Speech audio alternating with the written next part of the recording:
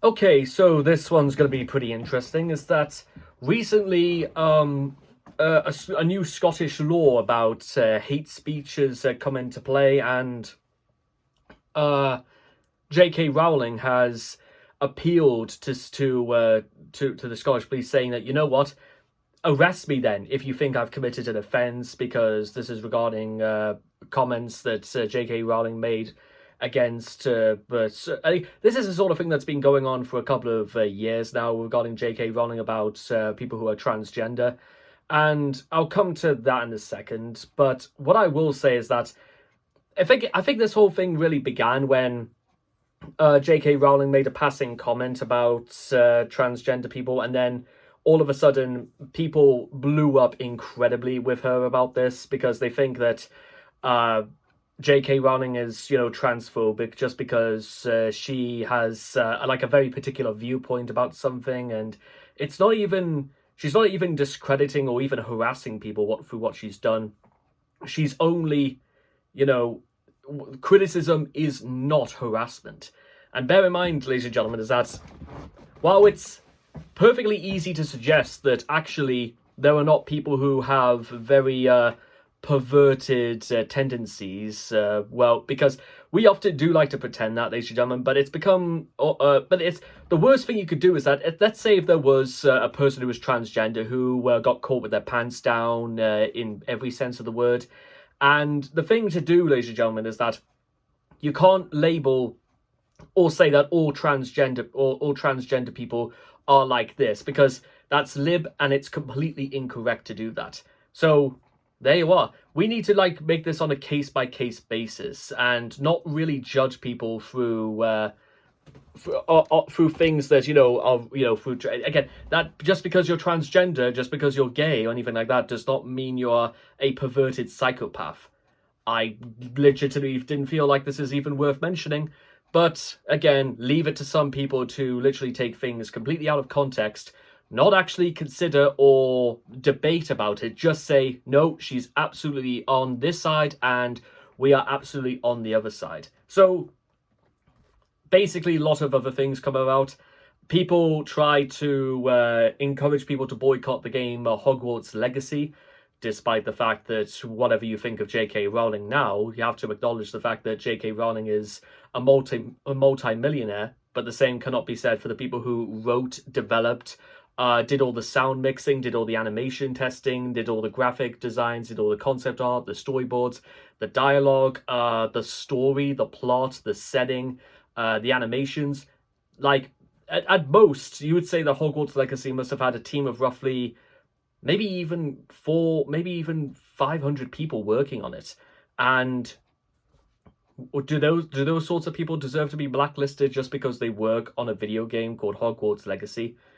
No, not really. And I think that's the sort. Again, it's also one of those things. I feel like people are trying to discuss. They're trying to openly voice the fact that people need to have a concrete opinion about the goings on with J.K. Rowling, as though somehow I've got to be involved some way, not just in terms of whether I stand with J.K. Rowling and thinking that her criticisms are just that and they're not harassing anybody, or do I align myself with those that she is targeting, because by and large, transgender people are the minority, and the idea of going after minorities or thinking that any minority is coded with one single shade of color is completely incorrect, and it's completely the wrong thing to do. Here's honestly what I think, because I know fine well that maybe in the eyes of certain people, my opinions don't matter. And it's absolutely true is that I know and have quite a number of friends who are not only gay but also are transgender. And I'm just gonna lay this out there right now. At no point have I ever had or have ever been in a conversation with one of my friends, one of my transgender friends, and said at any point, I think that the way that you get labeled is not unjustified. I've never once been involved in a conversation like that, because guess what? Why would I ever go up to somebody and say that because of what one person did, I have to treat you with that same level of suspicion? Because that's just in the real world. That sort of thing just does not happen, and it's got nothing to do with these people anyway as well. And again, you have to look at this from the point of view of the people who are transgender but who don't want anything to do with whatever J.K. Rowling says. And some people are just like, even people who are transgender are just sort of like, who are transgender, who listen to J.K. Rowling and go through all that stuff, and maybe just very like whatever. They may not get hooked up on these sorts of things. And I for one, I'm the same, ladies and gentlemen. I'm not particularly that interested in what J.K. Rowling's opinions are, because they're not my opinions. But then, of course, people may argue that I've got a certain level of, responsibility to take. Is that if I say that I don't listen to her, it doesn't mean to say that I'm damning her. It's like people expect that that's like the popular thing to do. But unfortunately, once again, that's not really going to accomplish anything, because, like I say, J.K. Rowling is a multi-millionaire already, with over 25 years 27 years, I should say, in writing, and she's probably not going to lose any sleep at night in that, knowing that what I think and say, because that's not even fair or anything like that. I even remember once I wrote a tweet once, and I got liked by J.K. Rowling. That's a true story, and for what it was worth, I can't quite remember what I said or something like that. So I might have to dig into it just to find out what I said, because I think it was at least maybe 2 years ago or something like that. But then there's just the other big thing that's sort of just weighing me down like all day when I heard about more stories about J.K. Rowling, is that, well, quite frankly, why should I care about what J.K. Rowling thinks, or whether there's a narrative going on about trying to say people are one way or the other? In the real world, ladies and gentlemen, out there, in the real world, people just learn to get along with each other, and whether they choose to listen to what goes on with all these sorts of things is entirely one thing they decide to do one way or the other.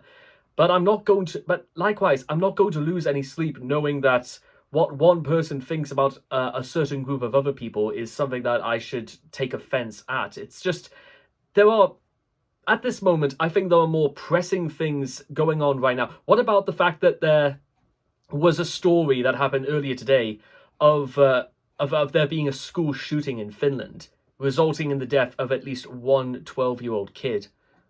By tomorrow, the whole world will just say, we'll completely forget about that. But for some reason, people will bring up J.K. Rowling once again. And what about also the fact that the thousands of kids in England right now are living in poverty? And what exactly? Give me a fast answer to that one. What do you think is ever going to stop that from happening or getting worse in 10 years' time?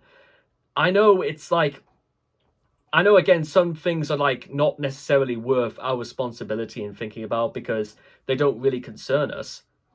But I disregard the idea, ladies and gentlemen, is that we're being told what we should and should not think about with other people. Is that the worst thing you can, and I've mentioned this like time and time again, is that, ladies and gentlemen, is that one of the worst things that this society is doing to a lot of people is by telling us exactly what to feel, as though the ones in charge have the authority to tell us what counts as right or wrong. Now, again, we'll bring this back down for a second, is that if the police are satisfied that J.K. Rowling's comments don't fall under hate speech, then, well, there you are, ladies and gentlemen.